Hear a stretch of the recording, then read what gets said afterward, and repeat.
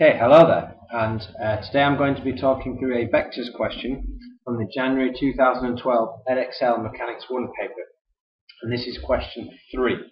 The question basically gives us three forces, F1, F2 and F3, where we know the value of F1, we know the value of F2, we don't know the value of P and Q, the constants for the force F3. And it tells us that the particle that these forces are all acting on, they're all acting on the particle P, is in equilibrium.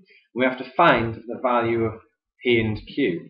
Now, the fact that all these forces are acting on the particle and the particle is in equilibrium means if we were to add them all up, they would cancel each other out. So if we were to take force 1 and we were to add force 2 and we were to add force 3, then that would give us the 0 vector, the 0i plus 0j. So what I'm going to do is I'm going to substitute my values for F1 and F2, and I'm going to put in F3 as well, and rearrange that to find the values of P and Q. Now if I do that, then I will get 7i minus 9j, that's the value of F1. Add in the value of F2, that's 5i plus 6j.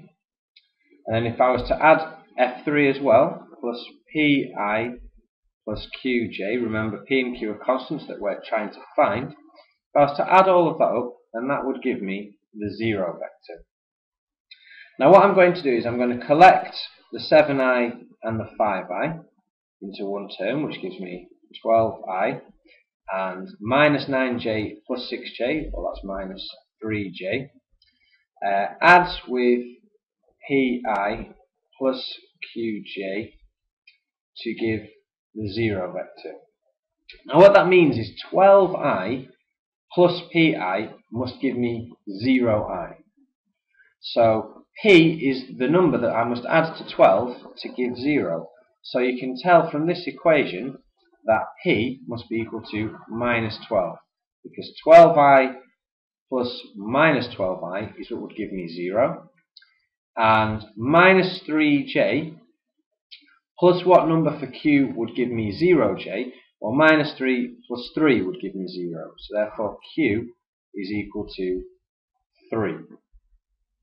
And remember, I know I can set these equal to 0 because the particle is in equilibrium. This is the key bit of information in the question really, because that tells us that when all the forces are acting at once, then they essentially cancel out and the particle has the resultant force is 0 basically. So, to show you where the marks are allocated for this question, for adding all the forces up and setting them equal to 0, or knowing to do that, using the fact that the particle is equilibrium, that gains you 1 method mark. And then you get an accuracy mark for successfully rearranging and finding each of the values of P and Q. So that's where the 3 marks there are allocated. Okay? So that was part A. Part B, the situation has changed. It says the force F3 is now removed, and the resultant of F1 plus F2, which we did know where were given to us in the question, is called this vector R. And we have to find the magnitude of the vector R, 2 marks.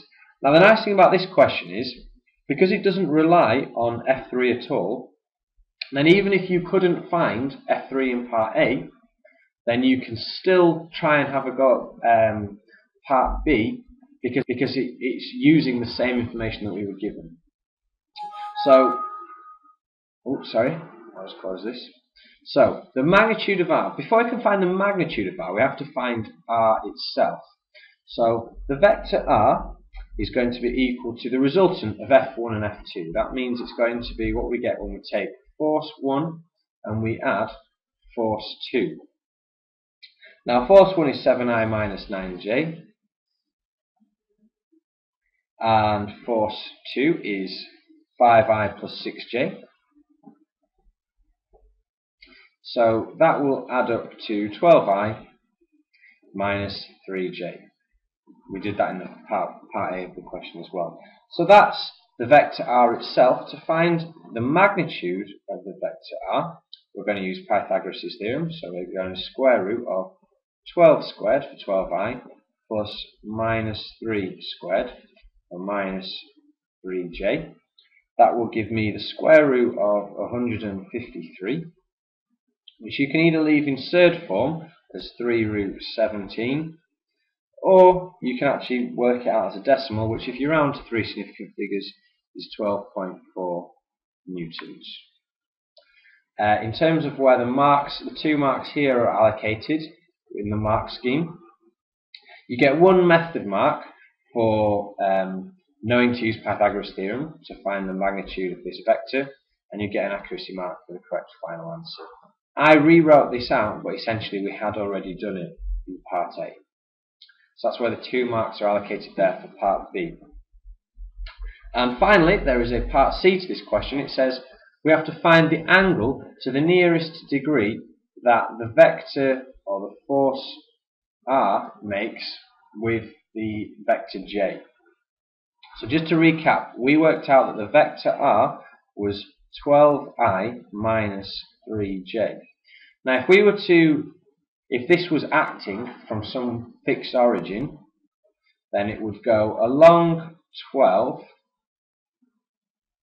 so let's call this 12i, and it would go down 3j.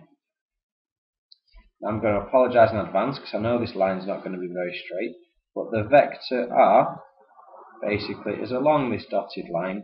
That is the direction that R is acting in. And what we have to find is that the direction or the angle that the vector R makes with the angle J, with the vector J.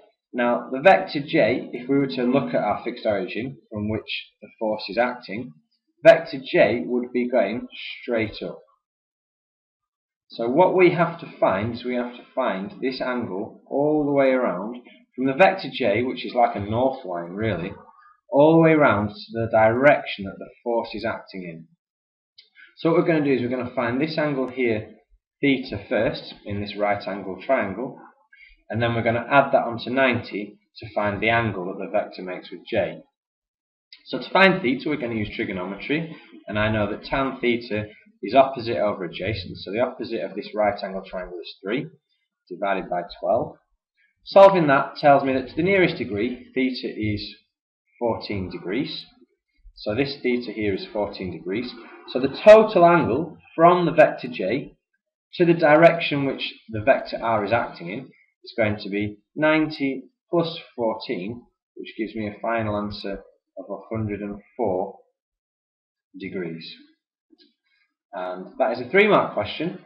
Where the marks are allocated, you get a method mark for using trigonometry in the right angle triangle. You'd get a method mark for getting to, you'd get an accuracy mark for getting to 14 degrees.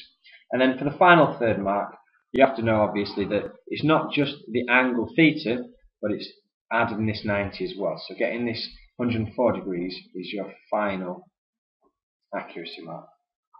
Okay, so that's all from me. Thank you very much for watching, and I hope to see you again sometime soon.